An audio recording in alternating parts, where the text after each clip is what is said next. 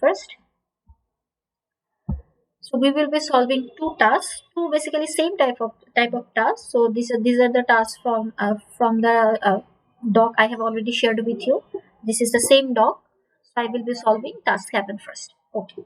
So let's try to solve this task. So at first I will go through the driver code, and with each line of the driver code I will check the output, and I will try to get an idea that for which line of the tester class the output will be produced. So firstly the question is saying that we need to design the student class to generate the correct output from the driver code provided below.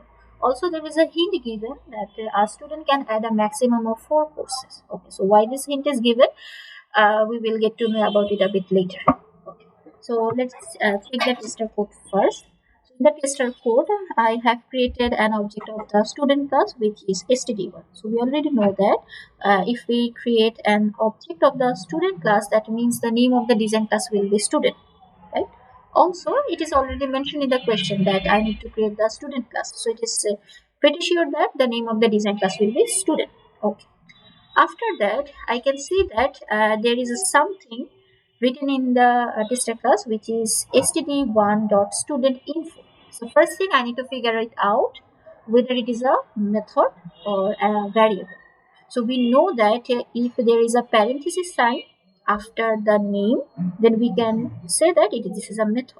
Also, this method is called with respect to an object std1. That means this is an instance method. Why instance method? Because we know that instance methods are called with respect to an object, similar to an instance variable, because instance variables are called with respect to an object, and instance methods are called with respect to an object. What's the difference between instance variable and instance method? For if there is any parenthesis sign after the name, then we can say it is a instance method. But if there is no parenthesis sign, we can consider that as a variable. Okay, so I'm sure that this is an instance method, and the name of the method is student info. Okay, so also I have to check whether this method is a parameterized method or a non-parameterized method. So we can see that whenever I'm calling this method, I'm not passing any value. Look, inside the parenthesis sign, there is no value. That means this method is a non-parameterized method because I'm not passing any values while calling the method. Okay, so first thing, this is a method. Second thing, this is an instance method. Third thing, this is a non-parameterized method. Fourth thing is I have to figure out what will be the return type of the method. In our previous class, we learned 3 rules. That the first one was if there is no print statement or variable assignment before the method call, then definitely the return type of the method will be void. Okay, so if there is no print statement or variable assignment before the method call, that means the return type of the method will be void. So this is the method call and there is no print statement or variable assignment before the method call. That means we can say that the return type of the method is void. Now I have to check whether this method will print something inside the body of this method, right? We need to check whether any outputs are produced because of this method. So for that I need to check the output. Okay, so this is my first separator and this is inside the output. This one is the first separator. So before the first separator, we can see that there are 5 lines. That means these 5 lines are basically printed inside the body of the method. So whenever I'm calling the student info method, we can also check the name of the method. The name of the method is student info. So definitely it will print the information of the student, right? So যেহেতু এটার নাম হচ্ছে info, so definitely it will print the information of the student. So we can see that 5 lines are printed and these are basically student name, student ID, maximum course limit, courses taken and course. So basically I have just created a student and that student hasn't taken any courses till now. That's why the courses taken value is 0 here. Also there is something called courses. That suppose this is a list. Okay, I am storing the courses or I'm adding the courses the student has taken so far. So as I just created the student and that student still hasn't taken any courses, that's why the courses list is initially empty. Similarly, the courses taken variable is also 0. and we can see that the name of the student is by default and the ID of the student is 0. So from these 5 lines we can get an idea that my design class will have 5 variables. One will store the name of the student, one will store the ID of the student, one variable will be allocated for the course limit, maximum course limit. We know that there can be different course limits based on the suppose CGPA. In our real life we know that suppose the students having CGPA 3.5 can take maximum 5 courses, CGPA 2, so they can take maximum 3 courses. So there are some different ranges, so similar to our real life. So a student can take maximum 4 courses for this task. Also, it is mentioned in the question that a student can take maximum of 4 courses. That means every student can take a maximum of 4 courses. So this is the maximum capacity for every student, as it is directly mentioned. Okay. So one variable for name, another for ID, another for course limit, which is by default 0. Then I have to take a variable to calculate or count how many courses a student has taken so far, and another list to store the courses which that student has taken.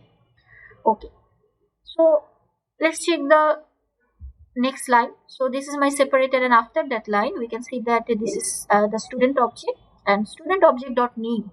Look, name is called with respect to student 1 object, but there is no parenthesis sign. So as there is no parenthesis or bracket, that means this is a instance variable. This is not a method. If there was a parenthesis sign, then we can say that this is a method. But as there is no parenthesis sign after the name of the name, that means definitely it is a variable, not a method. So once I create the student object, I printed the student information, and after printing the student information, I am updating the name and ID of the student. Look, the initial name was default and initial ID was 0. Then I have updated the name to Bob and ID to 123. Okay. So look, this is the after updating the name and ID, whenever I'm printing or I'm calling the student information again, so look, the outputs are now updated. Initially it was a default and 0, and now it is Bob and 123. Okay, so there is another line inside the print statement. Okay, so there is a method call inside the print statement. So this is my print statement, and this portion, this highlighted portion, is my method call.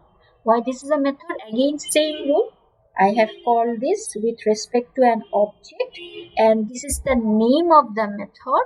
And why this is a method? Because after the name there is a parenthesis sign, so definitely it is a method. Also, first thing, this is a method. Second thing, this is an instance method. Third thing, this is a parameterized method. The student info was a non-parameterized method because I was not passing any values while calling the method.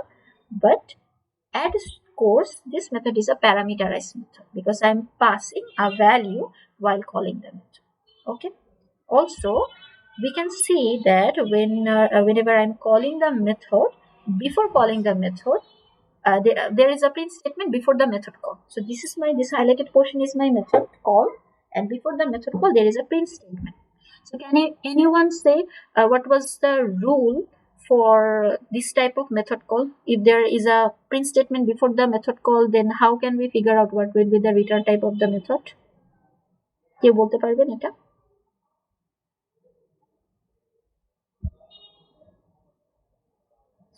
There is a print statement before the method call. In our last class we learned three different rules. There if there is no print statement or variable assignment, we can consider that method will be a void type of method. If there is a print statement, then the rule was different, and if there is any variable assignment, then I need to check the data type of the variable. If the data type of the variable is integer, then the return type of the method will be integer. But there is no variable assignment before the method call. There is a print statement. So what do I have to do in this case? How can I figure out what will be the return type of the method? What is the rule?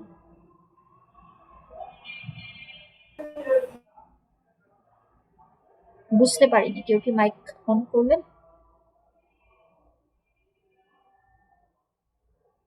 কারো মনে নেই? সবাই ভুলে গিয়েছি?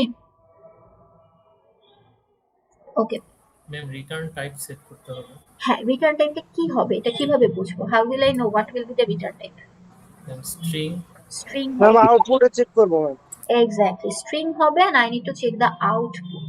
Okay, so if there is, I am repeating it again, এটা একটু মনে রাখবো সবাই, if there is any print statement before the method call, I need to check the output. Okay, the data type of the output will be the return type of the method. Look, this is the method call. This one, this highlighted portion is the method call. There is a print statement before the method call. And this line is basically above the second separator. So this is my second separator. Okay, so before the second separator, a line is printed, which is CSE110 is added, so which is a string. So definitely, as the output, the data type of the output is a string, so definitely the return type of this method will be string. So if there is any variable before the method call, I need to check the data type of the variable. The data type of the variable will be the return type of the method. But if there is any print statement before the method call instead of a variable, then I need to check the output. The data type of the output will be the return type of the method. Okay. So we can from this statement or from the output we are sure that the return type of the method will be string. Okay. Also, the name of the method is course add course. So I can guess that maybe from this method a student will add a course. Okay, this method is basically helping the student to add a new course, which is CC1. Okay, so let's check the next lines. So after adding a course, suppose initially the student was created, initially the name was default, ID was 0. After that, I updated the name to Bob, ID to 123. Also, the student added a new course, which is CSE wanted. Initially, courses taken was 0 and course list was empty, but after adding a course or after adding CSE wanted, when I am calling the student information method again, which is in between separator 2 and 3, I can see that there are some changes. Firstly, the name and IDs are updated. Course limit is the same because it is fixed, but there are some changes in the courses taken and courses list. It was initially 0 and empty, and now courses taken is 1. Why 1? Because the student just added a new course. Which course? CSE wanted. That's why CSE wanted is stored inside this portion. Okay, so let's check the further lines, then we will get a clear idea what is happening here.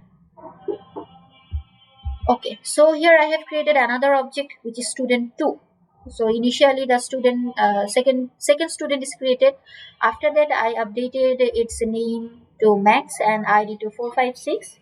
Okay, so the second student has been created. I have updated the name and ID, and now the second student is adding two courses. One is CSE 250 and another one is CSE 370. That means the second student has added two courses so far. So if I print the details of the second student, then we can see that these are the outputs for that print statement, that method call. Okay, the name of the student is Max, ID 456.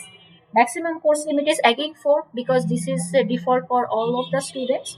Courses taken is 2 and courses are 250 and 370. Okay.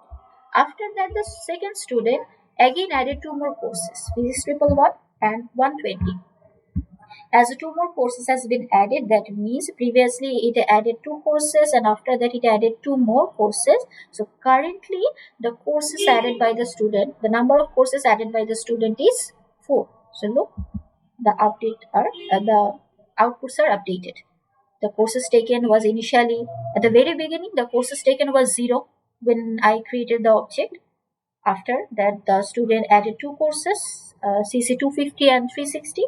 So the courses taken value was updated to 2.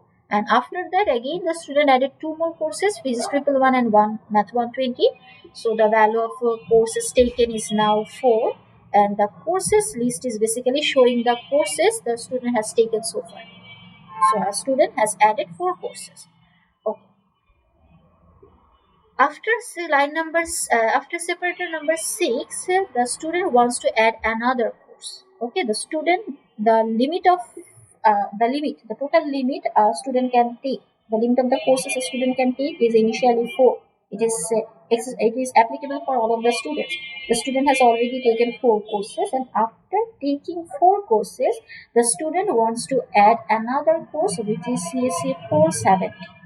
Okay, so we can see that in between separator 6 and separator 7, the add course method is called the again. Okay, it's called again, and whenever the method is called again, in between line 6 and 7, instead of printing CC 470 course has been added, it is printed that the maximum course limit is exceeded.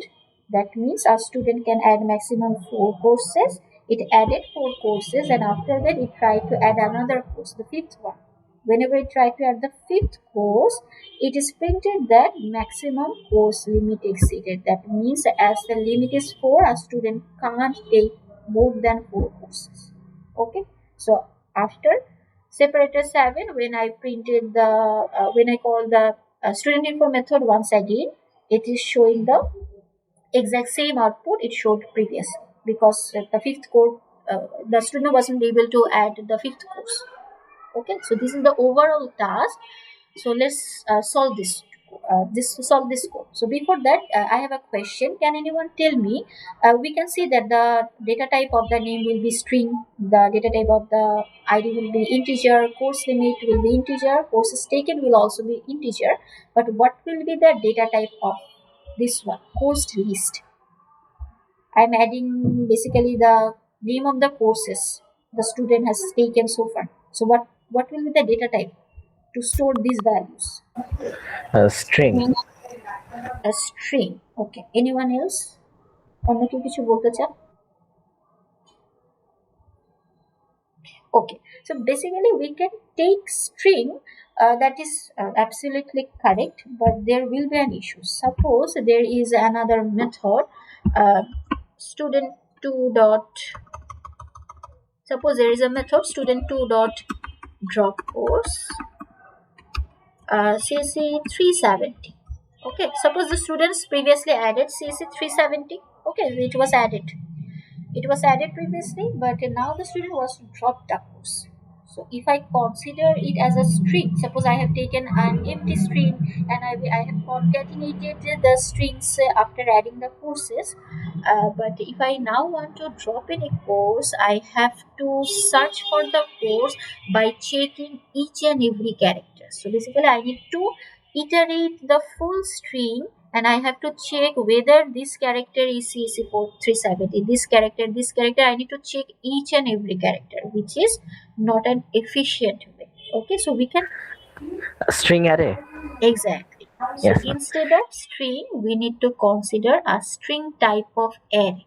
Again, string is also applicable, it's also correct, but this is not an efficient way. Why? Because if I want to remove a course or drop a course, I need to search for that course. So if it is inside an array, we can directly check the elements of the array. But if it inside a string, then I need to check each and every characters of the string. So which is very time consuming, and this is not efficient.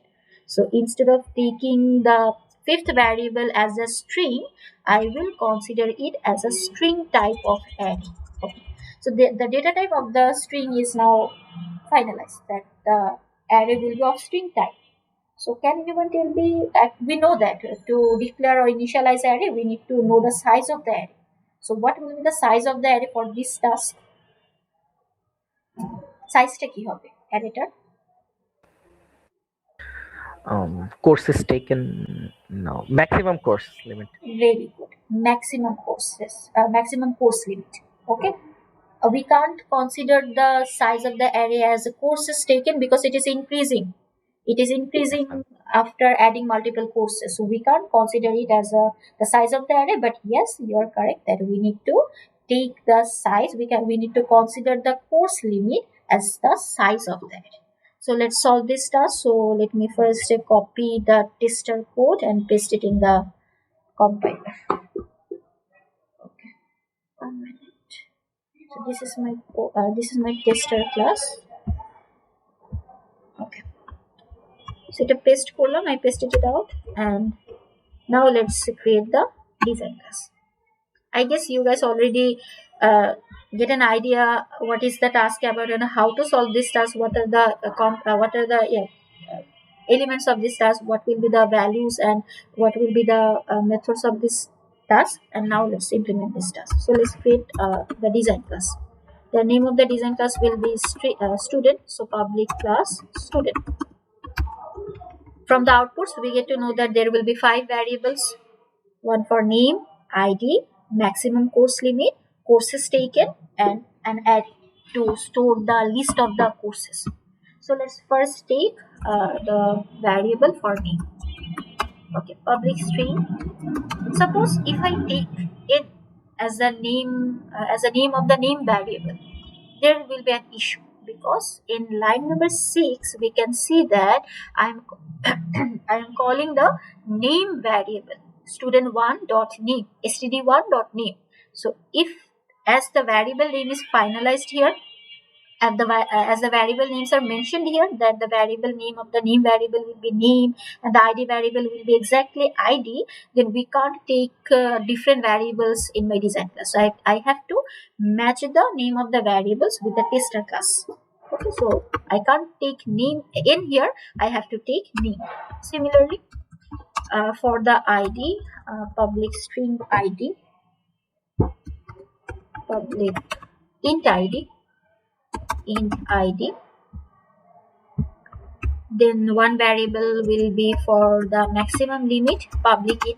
As there is no variable for the maximum limit is given in the tester class, so we can take any variable name for the max limit and for the rest of the 2 variables. So let's take consider it as limit, public int limit, and we know that the limit is by default 4. Okay, because it is mentioned in the question a student can take maximum 4 courses. That's why I have considered I have taken the default values as 4. Then I have to take another variable for the number of courses the student has taken so far. So public int, suppose the name of the variable is count. Okay, this is my count variable. Count is by default I have an initialize it with with any value, but we know that the default value of integer will be 0. So either you can mention 0 here, or if you don't even mention anything, it will consider the default value as 0. And the last one, I have to take a string type of array. So string, suppose the name of the array is course list, C list. Okay, C list for the C list, as I am storing the courses inside this array. So C list equals to, we know how to declare initialize an array. So new string, and the size of the array will be, either you can write limit here, or we know that the limit value is already 4, so you can mention 4 here. Okay, so I have considered 4 here instead of writing limit here. So both are correct. You can either mention limit or you can directly mention 4. So these are the 5 variables: name, id, limit, count, to keep track of the courses the student has taken so far, and the last one is an array to store the courses the student has taken. Okay, so there is an instance method, this one student info. So let's create this method. So this method is of void return type. So let's create it, public void, name of the method is student info. This is a non-parameterized method, and this method will print some statements. So let me copy first this statement. These are the statements the method will print. So okay, so let me update this line. System.out.println student name. Okay, one thing, if we check the output, okay, so this is my design class.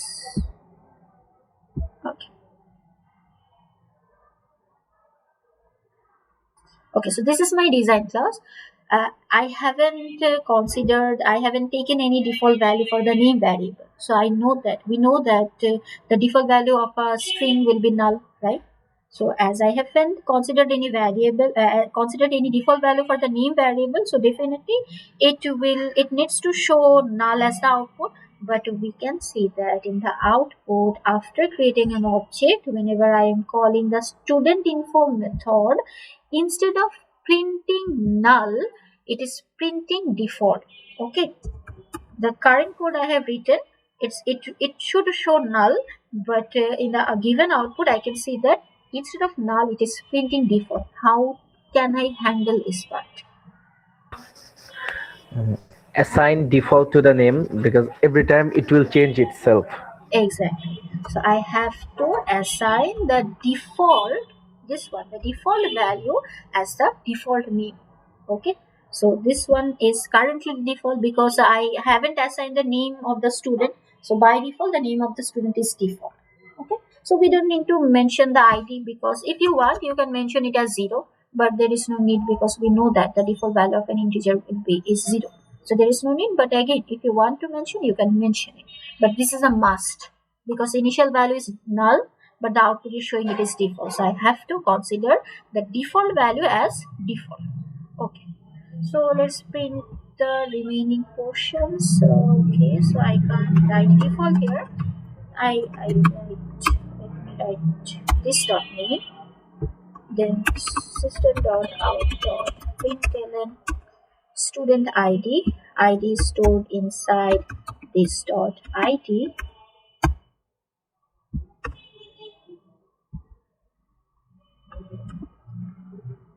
Okay, maximum course limit is stored inside the variable limit. Then courses taken is stored inside the variable count. And lastly, I have to print the value stored inside the array. Initially, it is nothing. It is I haven't printed anything because I haven't added any course. After adding the course, I have to print the name of the course. Basically, I want to print the elements which are stored inside the array. And we know that if we want to print the elements of an array, we need to iterate a loop. So basically, I have to iterate a loop now, and I will access the elements and then print it. So this is a dummy line. This is just a basic string. So after this line, I have to iterate a loop.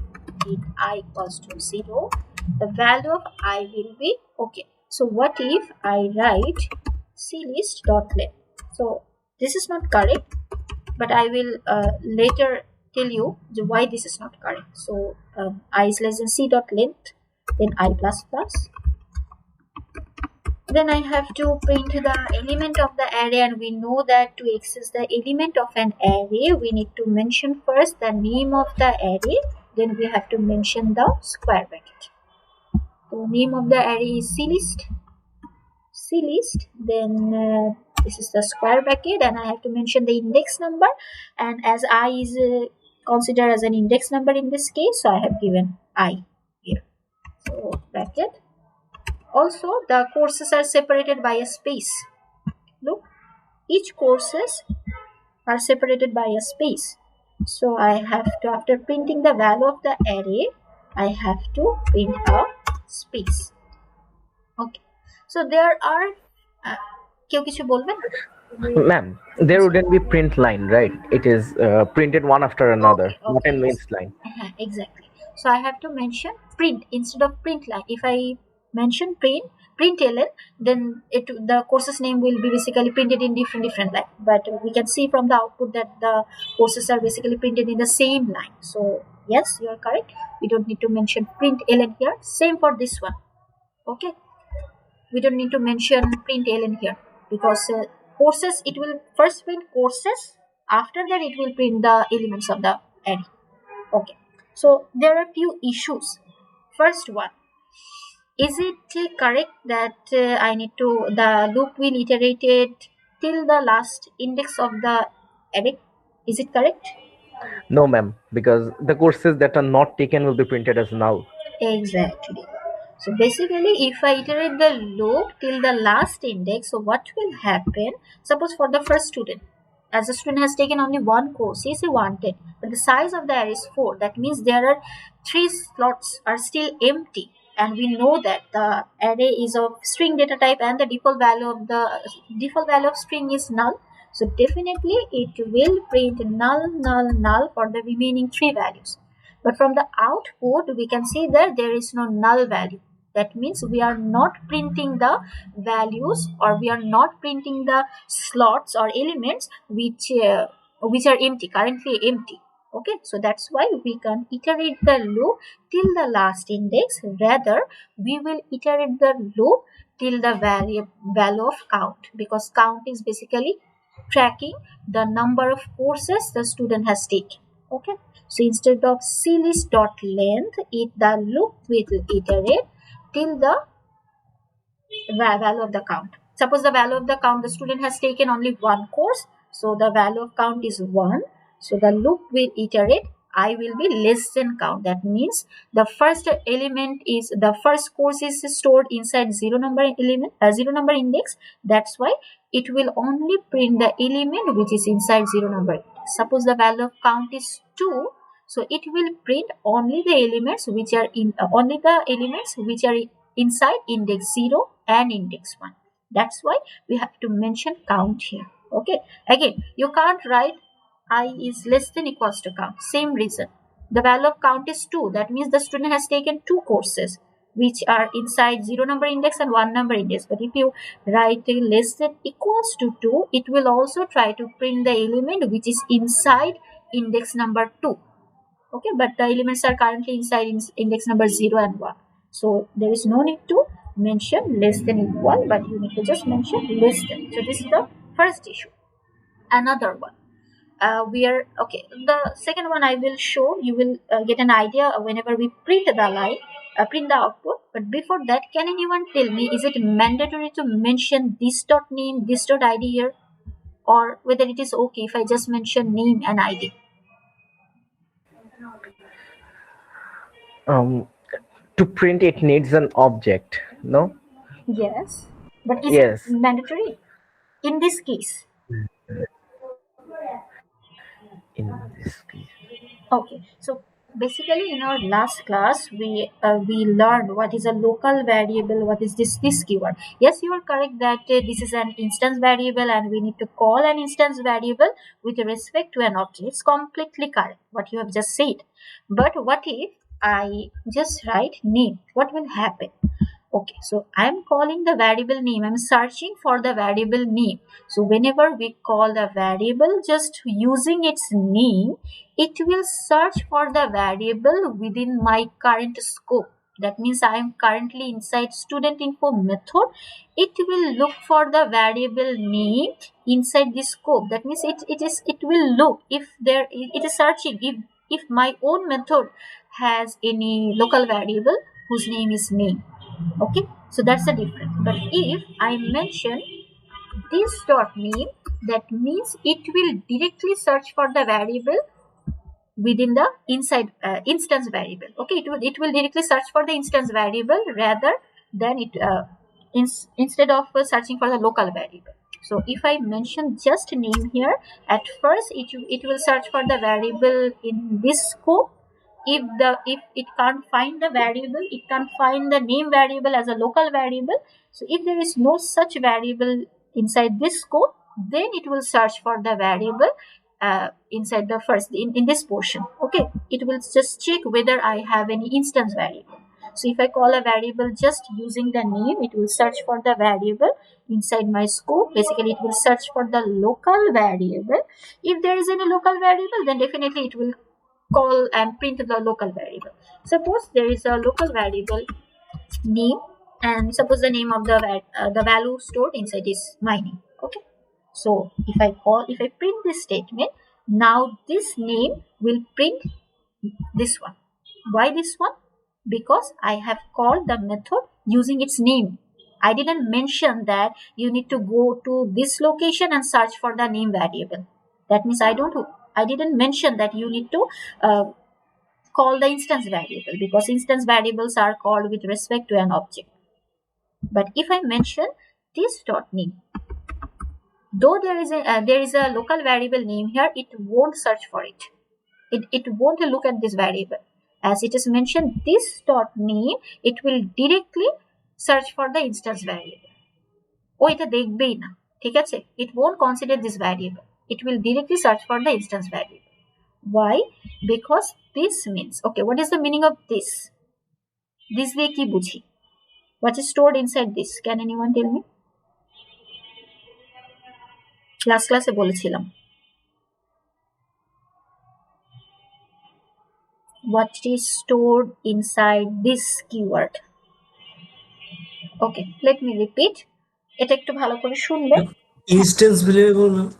আচ্ছা, this is not instance variable. The overall, this overall highlighted portion is an instance variable. But if I consider only this keyword, this basically The memory location. exactly the memory location. হ্যাঁ ঠিক আছে, this is basically the memory location. Car memory location? It's basically the memory location for the object I'm currently working with. Okay, so this will indicate the memory location of the object I am currently working with. So which object, for which object I'm currently working. So basically I need to check student info method. For which object I have called the student info method. So this student info method is called inside in line number 4. Okay, so this student info method is called with respect to std1 object. That means the memory location of the std1 object is stored inside this keyword. Whenever we call a method, it will basically it will definitely go to the line where the method has been initialized, right? Whenever we call a method from line number 4, it will directly jump to line number 8.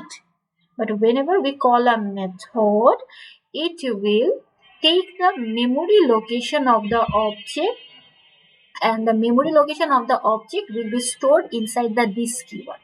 So as this method is called with respect to std1 object, inside the this keyword, the memory location of the std1 object is stored. Suppose for this one, in line number 17, this student information method is called with respect to std2 object. That means the memory location of std2 object is currently stored inside this keyword. Okay, so whenever we call a method, it will take the reference of the object to the design class. Okay, and that reference of the object will be stored inside the this keyword.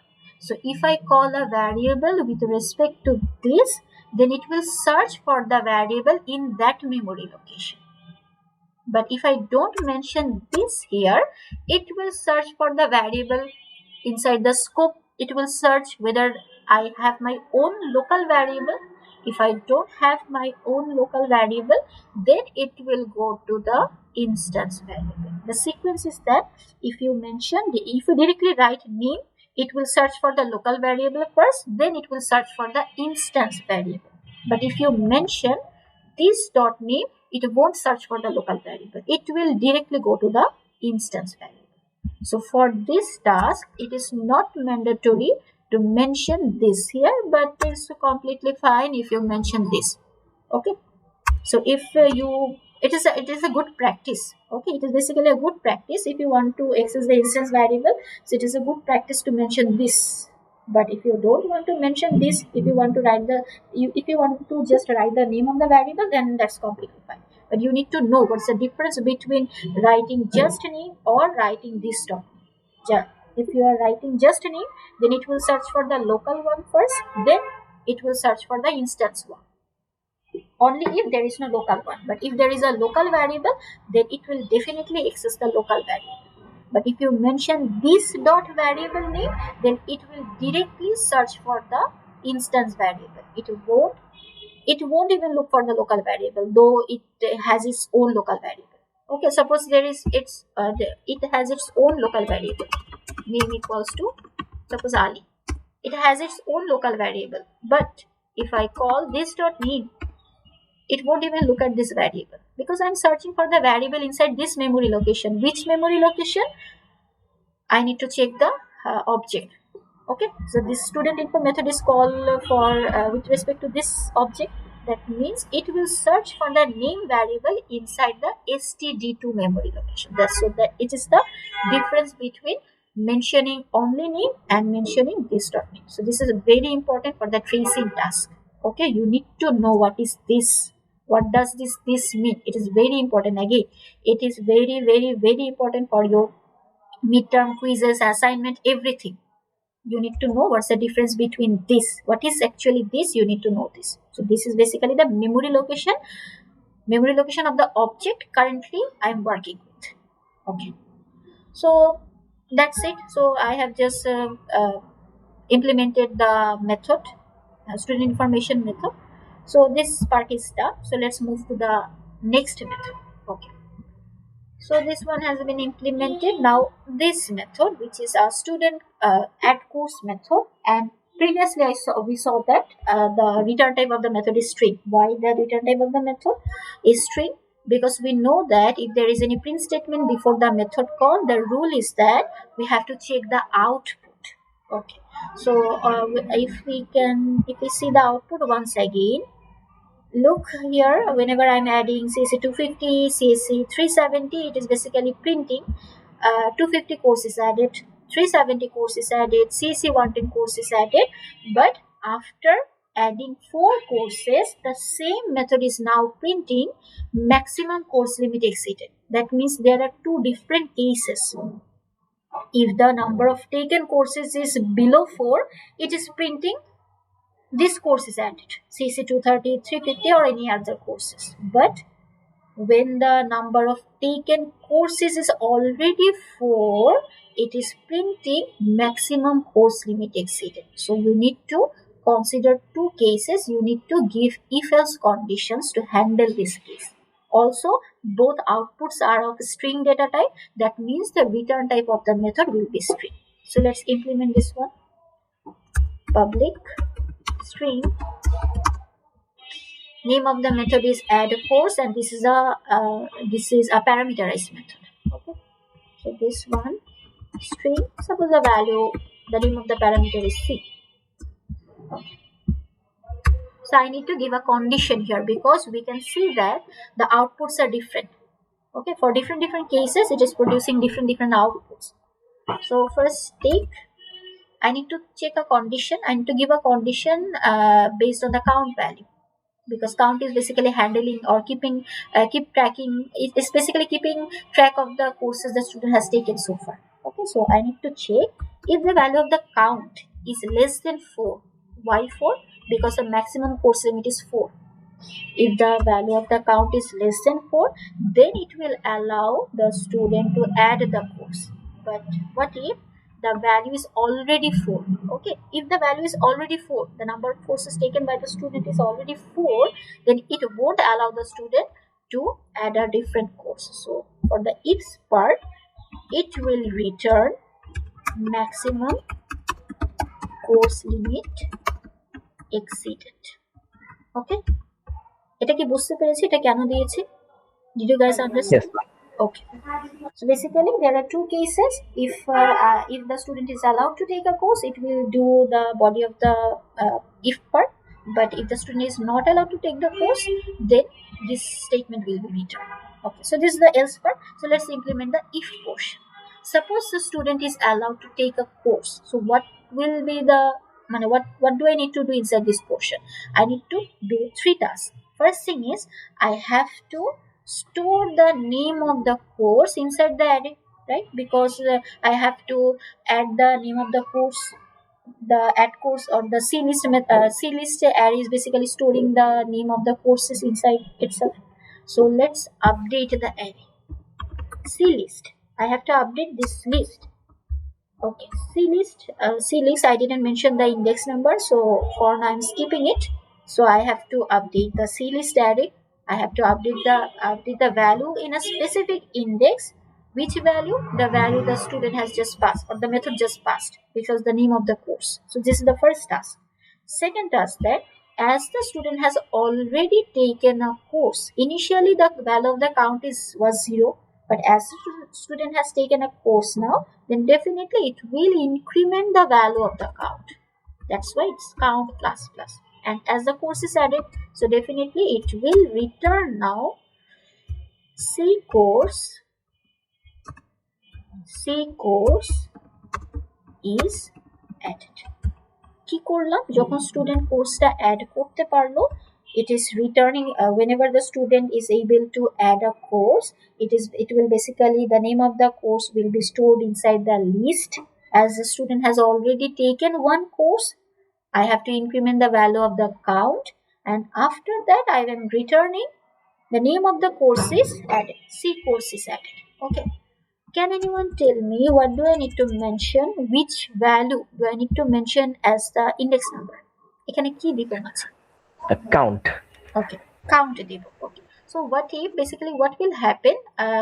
Either if you want, if you guys want, you can take another variable. Suppose int idx initially it's 0.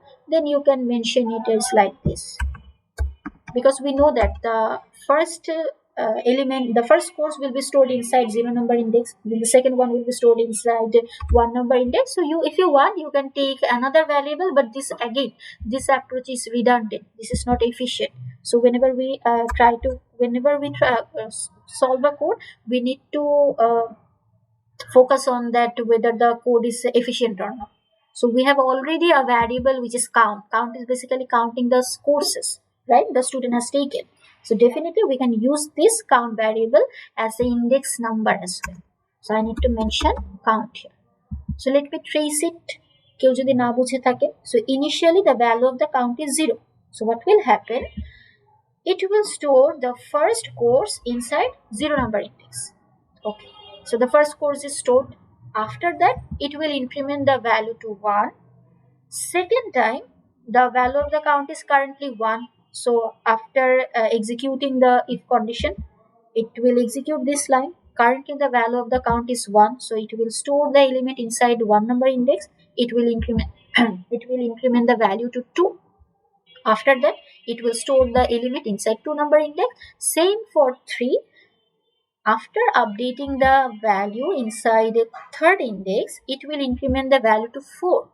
And when the value of the count is 4, we can see that this condition won't satisfy, because the student has already taken 4 courses.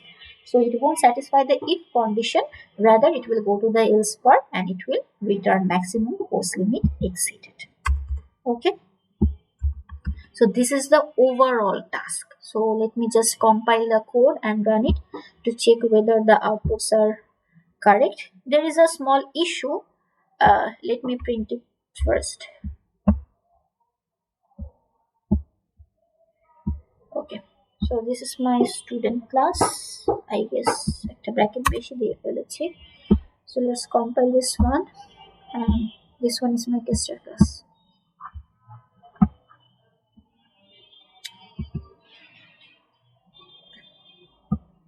We know that we need to store 2 variables, we need to save 2 variables in the same folder, otherwise it won't be able to create an object of the class. So I have compiled it, and let's run the code. Okay, the outputs are correct, but there is a small issue that you can see this line. We are basically using print statement here. As we are using print statement here, so courses is printed in the same line. Similarly, the values of the elements are also printed in the same line. And as we have mentioned, print here, after printing the name of the courses, it will after printing the name of the courses, the cursor will be inside in the same line. But that's why the separated is also printed in the same line. How can we handle this? এটা কিভাবে handle করব? Add a system.out.println after the loop. Exactly. So basically I have to add a dummy print statement here. So system.out.println. This will basically help me to move the cursor to the next line. So let's compile it again and run it. Okay. So now the outputs are correct. Okay. So I guess you guys get an idea how to solve this task. If any of you have any question, you can ask. But if you don't have any question, then we will move to the next task, which is 90% similar to this task, but there is a few difference between the next task, between this task and the next task. Do any of you have any question? যে বুঝি নাই এটা কিভাবে করেছি বা কেন করেছি? কারো কোনো question আছে? Okay. No, ma'am. So let's move to the next task. Again, this is very similar to the first task. So read out this task first. So the question is said that write the design class with required properties to produce the given output for the tester class. Achha. So in this question, the name of the design class is not mentioned. So there is no need to worry, because we know that if the name of the design class is not mentioned, we need to check the object creation line. So we can see that this is the object creation line, and I have created an object of the taxi class. So definitely the name of the object will be taxi here. Okay. So at first I have created an object of the taxi class. Okay. This is a method. Again, I am repeating the same stuff again. So যারা বুঝি নাই একটু মনোযোগ দিয়ে শুনি. So this is a method. First thing, why this is a method? Because there is a parenthesis sign. Second thing, this is an instance method. Why this is an instance method? Because this method is called with respect to an object.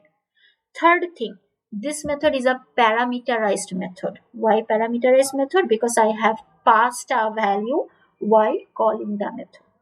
Third thing, what is the return type of the method? The return type of the method is void. Why void? Remember the first rule. Recall the first rule. Okay, the first rule was that if there is no print statement or variable assignment before the method call, then the return type of the method will be void. So as there is no print statement or variable assignment before the method call, so definitely the return type of the method is void. Okay. Then I need to check whether this line is producing any output or not. For this reason, I have to check the output column. So let's check it. So this is my first separator, this one, and this is the separator, and before the separator, there is a line. What is it? This is basically printing a taxi is created with capacity 4. Okay, so I have passed 4 here. That means this 4 is basically indicating the capacity of a taxi. Okay, this is basically মানে কি বলবো, ও হচ্ছে basically considering how many passengers that the taxi can take. Okay, so this is basically the capacity, maximum passengers the taxi can take. So as I have passed 4 here, that means the maximum capacity for this taxi is 4. Also, like the previous task, there isn't mentioned anything like that taxi can add maximum 4 passengers, or a taxi can add maximum 5 passengers. There is nothing mentioned in this question. Okay, so this is first hint. This is the first method. Let's move to the next method. This is another method. Again, method parenthesis ache instance method with the method is called with respect to an object. This is a non-parameterized method because I haven't passed any value, and this is a void type of method. Reason is the same. Okay, so after calling this method, in between line number 1 and 2, we can see that these are the outputs. There are 4 outputs. So I can get an idea that in my design class there might be 4 variables. So let's check out the variables or check out the outputs. The first one is total passenger. Okay, this total passenger that access taken so far. Then the maximum capacity is 4. Then total fare. Okay, so I have to take one variable for the passenger count, one variable for the capacity, one variable for the total fare, and similar to the previous task, I have to take an array here to store the name of the passengers. Okay, so this is the info method. After that, there are 2 method calls. The first one is add passenger, and while I'm calling the add passenger method, I'm passing 2 values. This method is of void return type because there is no print statement or variable assignment before the method call. Also, this is a parameterized and it is taking 2 parameters. The first one is a string and the second one is an integer. Okay, so after calling this method, add a passenger and passing worker and 200, let's check the output. So this is my separated 2 and 3, and both 2 outputs are produced. The first one is dear worker, welcome to taxi. Similarly, whenever I am calling the add passenger method and passing Matt and 200, it's printing dear Matt, welcome to taxi. Okay, so that means these two lines are definitely printed inside this method. Okay, so let's move to the next line. Again, Initially, there wasn't any passengers in the taxi, but after that, initially I just created a taxi with capacity 4. It was a very initial task. After that, I printed it. Okay, it is showed the details: total passenger 0, capacity 4, total fare 0. Okay, after adding two passengers, whenever I'm calling the info method again, we can see the differences between the outputs. Look, total passenger is 2 now. Total fare is 400. Okay, so what is this 400? From where this 400 has come? Look, whenever I'm adding a passenger, the second parameter was an integer, and this is basically indicating the fare of the passenger. Okay, the fare for the passenger. So this is basically 200 and 200 plus, that means total 400. This is the total fare. Also, the passenger list is also updated. Passenger list was initially empty. After adding walker and mat, passenger list is updated. Okay, so then the passenger taxi added another passenger, which is Wilson, and the fare is 400. So after executing this line again, we can see that total passenger is 4. Fare is now 800 because initially it was 400, and the fare for Wilson is 400. So the total value is now 800. After that, it has added Henry. Okay, Walker, Matt, Wilson, Henry. So after adding Henry, it is also printing dear Henry, welcome to taxi. And now the total passenger is 4, capacity 4, total fare 590 because the fare for Henry is 150. The passenger list is also updated. Walker, Matt, Wilson, Henry. Okay, so no issue till now. Okay. After adding Henry, whenever the taxi is trying to add Mary, just like the previous task, inside in between line number 7 and 8, it is printing taxi is full. The previous line was printing maximum course length exceeded, but now it is printing taxi is full. Why the taxi is full? Because the maximum capacity for this taxi is basically 4. So as it has already added 4 passengers, whenever it is trying to add another passenger who is married, so it is not it can't add this passenger. That's why it is printing taxi is full. So again, for this, similar to the previous task, in this method I have to consider if and else part. Okay, as there are two types of two different outputs. If I am allowed to add the passenger, it is printing dear Henry, welcome to taxi, dear Walker, welcome to taxi. But if I can't add a passenger, that means if the else part execute, it will print taxi is full. Very similar to the previous task. Now there is a different part. Look, there I have created a new object, T2 object, so the second taxi. Okay, so initially I have called the create taxi method, and I passed 4. As I passed 4, that's why the capacity of the first taxi is 4. But after creating taxi 2, I have called the create taxi method again, but now I have passed 3. So for this line, if we see the output in line number 9, in between line 9 and 10, we can see that a new taxi is created with a capacity of 3. So this is an issue. In the previous task, the capacity was fixed for any students. The maximum capacity, maximum courses a student can take was 4. That's why we had taken an array of size of 4. But now we can see that for different objects, the capacity is different. For the first taxi, the capacity was 4, but now for the second taxi, the capacity is 3. Okay, so can anyone tell me how can we handle this, or what will be the size of the array for this task?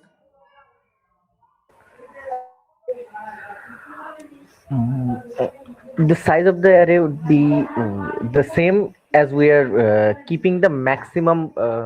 As last time we were talking about maximum courses, it was the same. We are fixing it as 4. This time we're taking input from the Parameter taken it here. yeah, we're taking input from the parameter, and we're change. It's gonna be dynamic. It's not gonna Exactly. be 4 still. It's Okay. gonna change. Okay, so basically the capacity, the number, the value we passed while calling the create taxi method, it is basically the capacity, and the size of the array, it's depending on the capacity. Previously the capacity was fixed, it was 4 for all the object, but now it is not fixed. So just let me just copy this the tester class, then I will show what how can we handle this part. There's a slight difference between the previous one and this one. What happened? আচ্ছা, যাচ্ছে না কেন? একটা minute. নিচে যাচ্ছে না, আচ্ছা দাঁড়ান আমি অর্ধেক করে পেস্ট করি। So let's create a new file.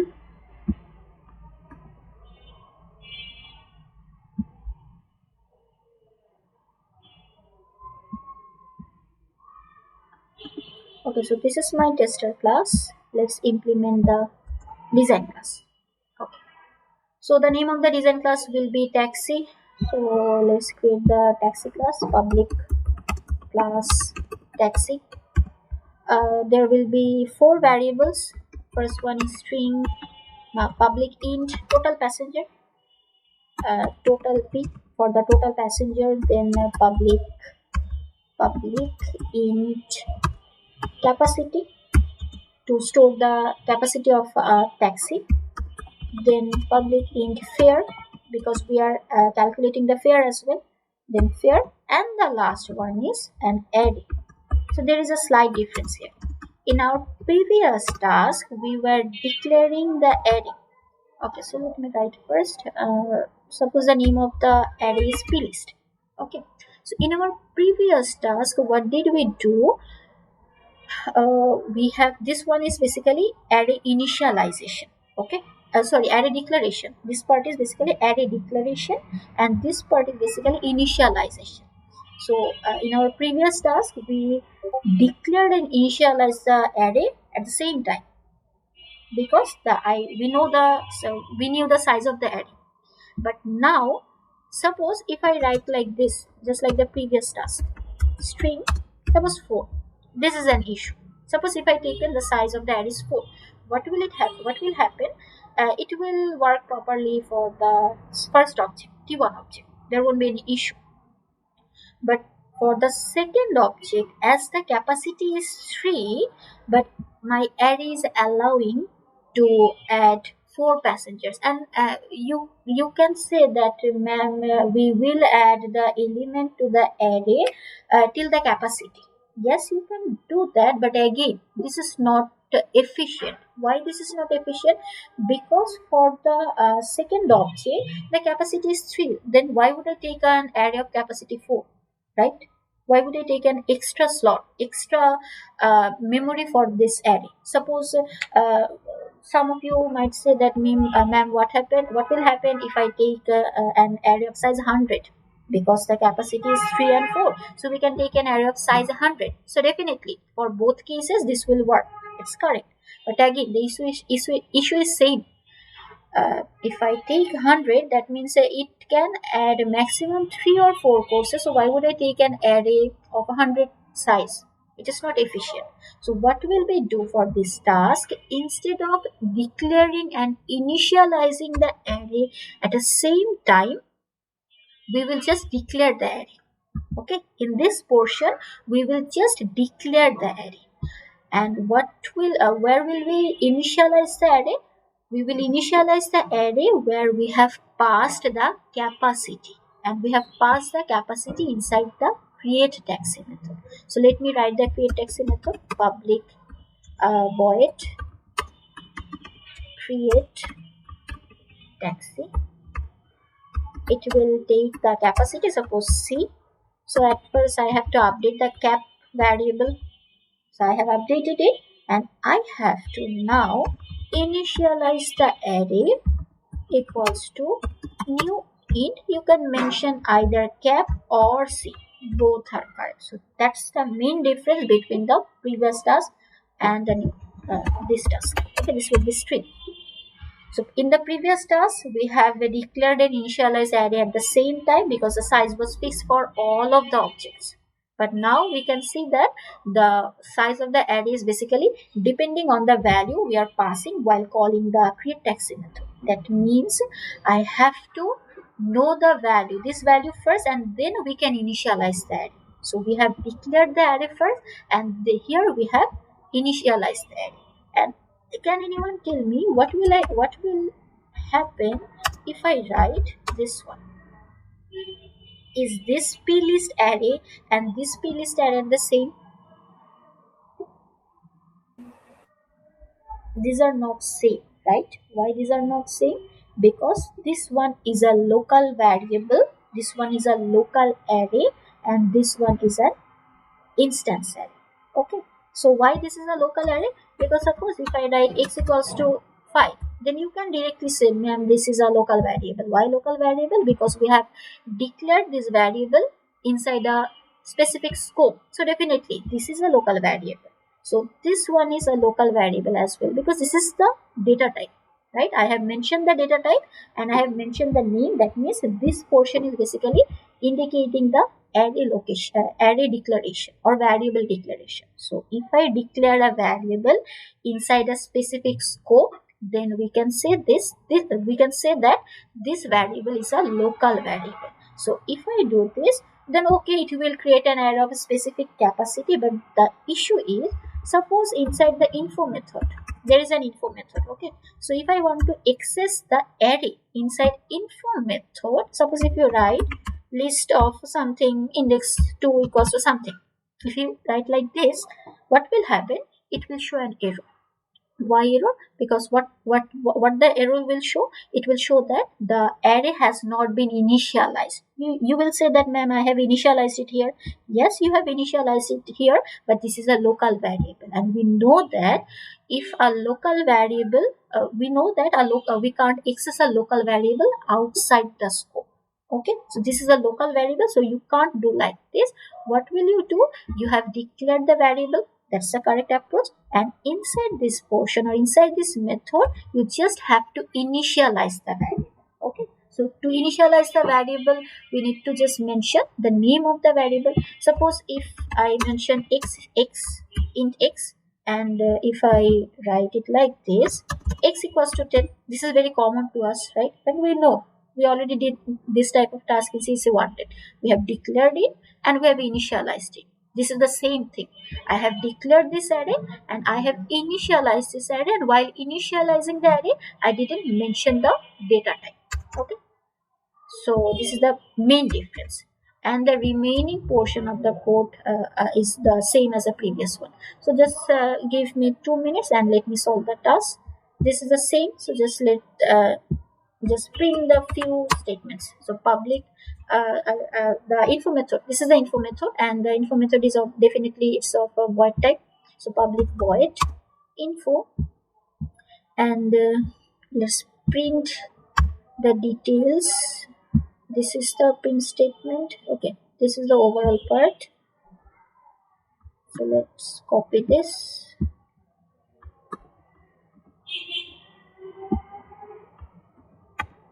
Okay, so let's print it.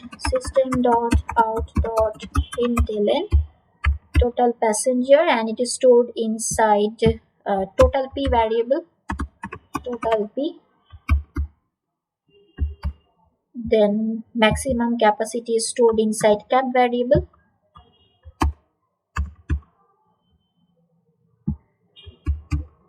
If you want, you can mention this dot cap, this dot total p. Both are correct. Total fare is stored inside a fare variable.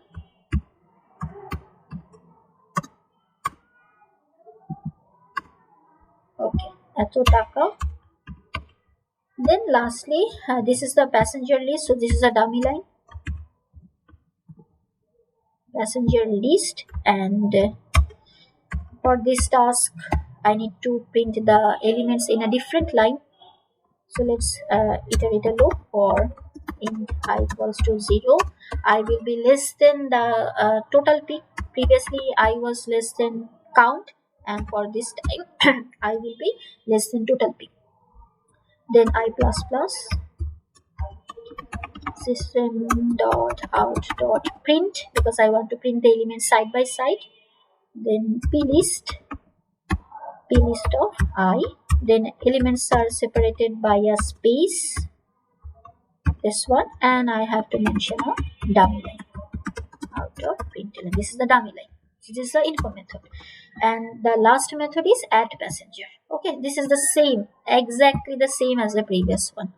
So Ma'am, system.out.print for the passenger list, no? system.out.print for the which one here? Passenger list, line 17. Line 17. হ্যাঁ, Was it? এই জিনিসটা হচ্ছে আউটপুটে ছিল. This one is mentioned in the output. Okay, ma'am. Got it. আচ্ছা. Then the last method, okay, public void. This is my add passenger. It is taking two parameters. First one is a string, which is basically the name of the passenger, and then int fare. So inside the method, just like the previous task, you need to give a if else condition. So if the total p is less than cap, then you can allow to add a new passenger. But if it is not, it will print. In our previous task, it was returning a value. But now it will print it. Taxi is full.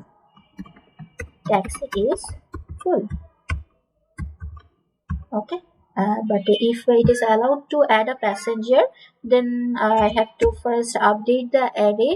The name of the array is plist, and I have taken the total p variable as a counter. So p, it will be n. So this is the second one. I have to update the total p, because I have added a passenger, so definitely I have to update the total passenger value as well. And there is another extra thing you have to do, because we have to calculate the fare as well. Okay, so I have to update the fare variable. বাইরে থেকে বিড়ালের আওয়াজ আসছে. এখন বিড়াল আওয়াজ করছে না মানুষ আওয়াজ করতেছে বুঝতেছি না. আওয়াজ শুনে মনে হচ্ছে যে মানুষ, বাট আবার মনে হচ্ছে বিড়াল. আচ্ছা দেখেন. So basically, I have to calculate the fare as well, and the value of the fare is passed using this stored inside the if parameter. So the initial value, the name of the instance variable is fare, so fare plus equals to f. So this is it. So let's compile the code. I didn't explain this part again because this is the same, just like the previous task. Okay, so that's why I didn't mention anything. Okay, this is my task 2. This is the taxi class. Okay, the space, yeah, বাকি দিয়েছে semicolon. Okay, another one.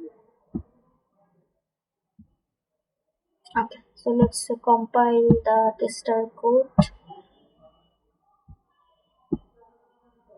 This is my task 2, taxi tester. Okay, so I guess there will be a slight difference. Okay, so okay, একটা বাদ দিয়েছি আমরা, I guess 9 আর 10 এর মাঝে. Okay, so there was a print statement. Okay, whenever we are calling the create taxi method, a line was printed. Okay, this one, we didn't handle this part. So system.out.println, a taxi is created with capacity of C. You can mention C, you can mention cap, both are correct. Okay, so let's compile this code and run the tester code once again.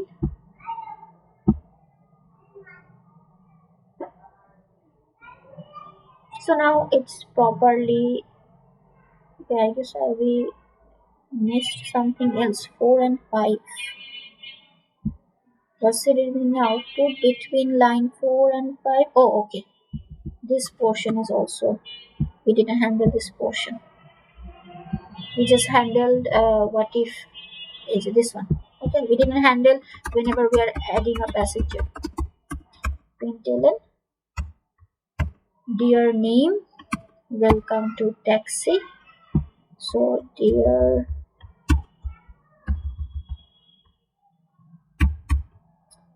their name is stored inside n. Okay, so I guess it will match, but there is a small issue. So let me run it first. Okay, everything is correct, everything is properly, it will properly match with the given number, but there is a slight difference that you can see that there is a dummy line, dummy new line has been printed.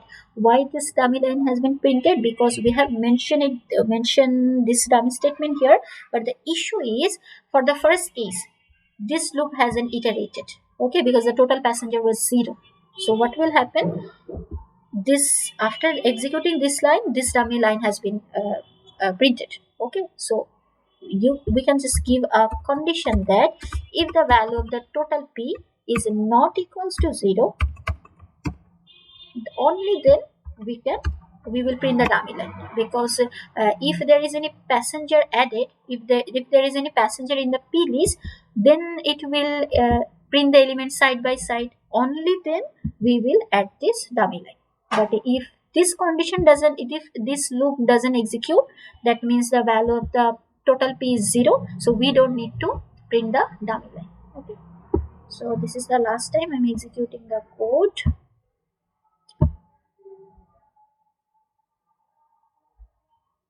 So this is the overall task, okay. So I will provide the recording. Please go through the recording once again if you guys didn't understand that what has happened. But one thing, though I mentioned in the beginning that this part of this task is important for your quiz, but actually I mentioned it so that you guys give attention, okay. So the task which we have solved in today's class is not included in your first quiz, but it is important for your midterm and final exam. ঠিক আছে, আজকে যে টাস্কটা দেখিয়েছি বা এই যে array টাইপের যে টাস্কগুলো, the task